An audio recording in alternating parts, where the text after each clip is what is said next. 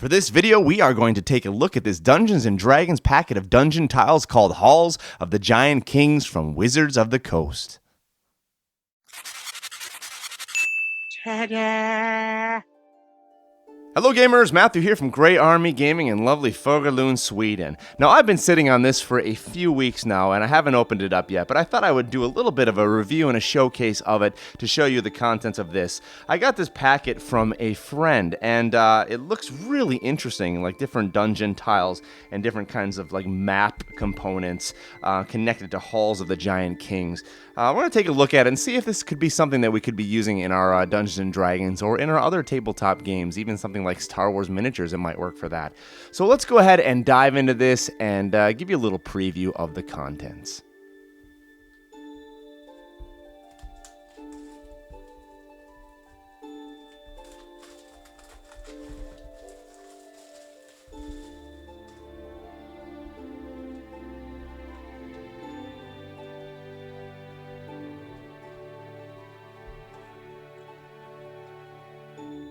Okay, let's do the work of punching these out, and then we will go ahead and set up our sample dungeon.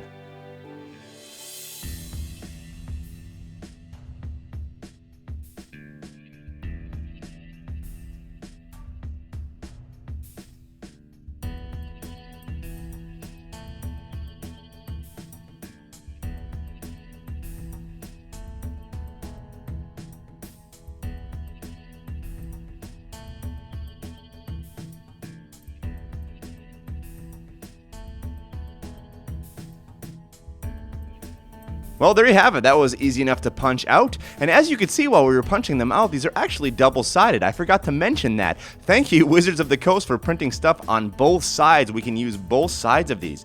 I want to go ahead and then lay these out and just give you a look at how they look on both sides so you can see a total overview of everything you're going to get in this packet.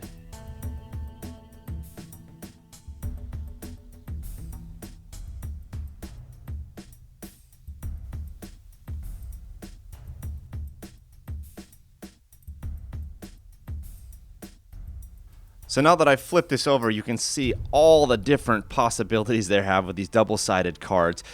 There's so many options here. I mean, this is really all you would need, actually, if you want to have a starter dungeon kit. I mean, this has plenty for a new game master.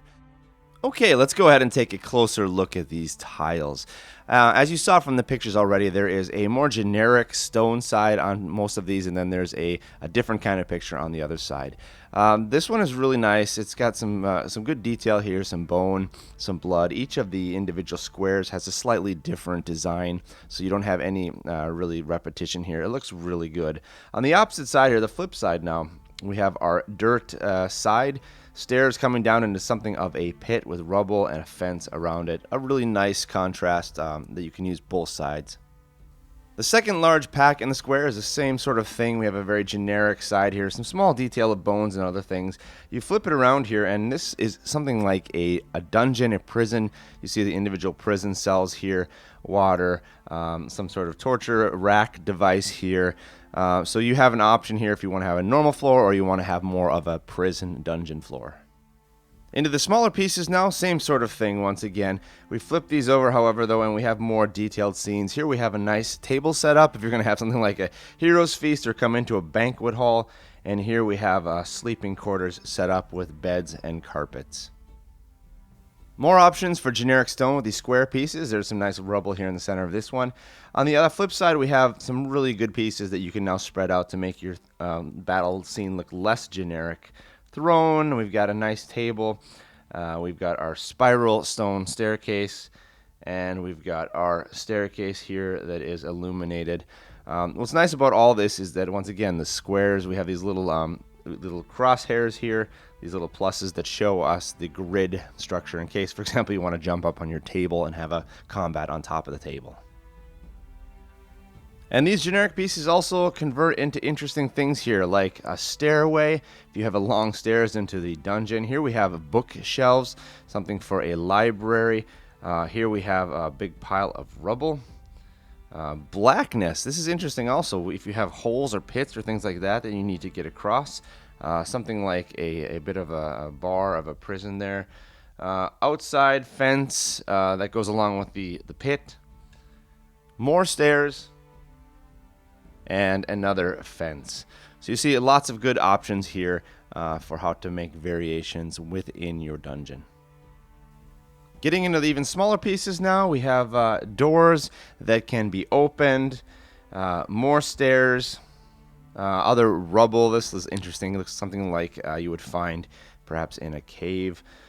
Some round stones there. Pools of water. Once again, more gates that can be opened. More black voids if you're crossing. Nice chair for a throne.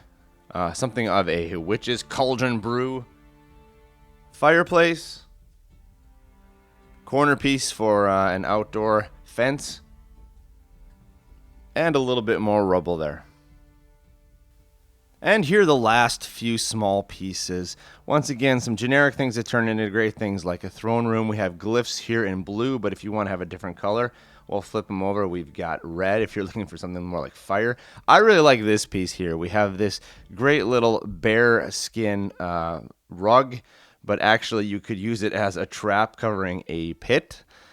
These are great statues that themselves crumble into piles of rubble. Some other things here, we have some spears that can be just a generic floor, doors and windows that can be opened, a treasure chest, broken window and broken debris, more open doors, once again black things for the pit, and we have some barrels and other crates and debris. Some more rubble, the switch that turns into a fire pit or a sconce, and finally the generic floor that turns into a dead person. Let's go ahead and actually set up a sample dungeon and show you how that can look with this nice black background.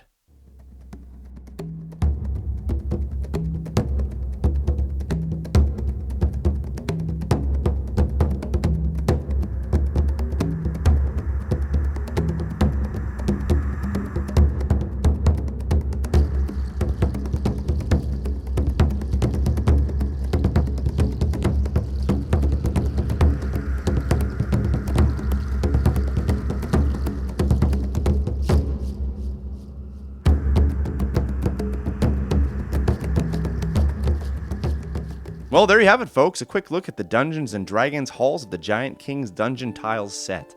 I'm really impressed with this set. The quality of the cardstock is great. It's thick, it's durable. The artwork looks really good. And although I typically use a lot of 3D terrain in my games, this could be a really good foundation on which to then add some 3D terrain next to it or on top of it. So all in all, a great set. I would highly recommend this if you are a new dungeon master and just starting out and you don't have time or the money to buy a bunch of terrain or to build it yourself. Well, then this is a great option for you. You can buy one packet, pull it out, and you have got innumerable different variations that you can set up immediately for your games. Although these tiles are meant for Dungeons & Dragons, there's no reason why you couldn't use them for other role-playing games or other tabletop games. The aesthetics of the stone work even for something like sci-fi, futuristic kind of games. So I'm going to go ahead and give this a try on my Star Wars miniature game and see if I can get some cool setups with that as well. The tiles are down, the table is set, the dice are ready to be rolled, and all you need now is your friends to gather together for some great role-playing and tabletop games. Well, thank you for joining us here today for this review at Grey Army Gaming for the future of gaming.